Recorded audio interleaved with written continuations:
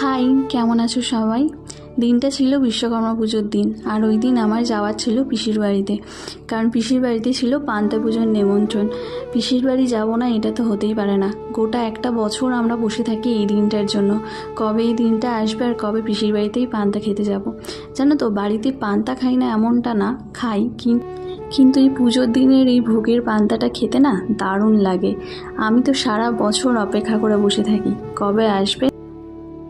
আর পুজো বাড়ি যাবো আর সাজবো না, এমনটা তো হতেই পারে না।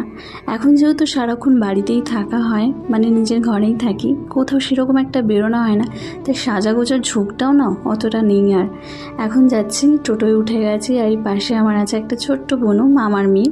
আমরা সবাই মিলে এখন রওনা দিচ্ছি পিসির বাড়ি। এখন খেতে বসে গেছি, এখানে সব কিছু দিয়ে দিয়েছে। এর মধ্যে সব থেকে পছন্দ হচ্ছে আমার ডাল মাখা। তোমাদের কার কার কোনটা পছন্দ অবশ্যই জানিও।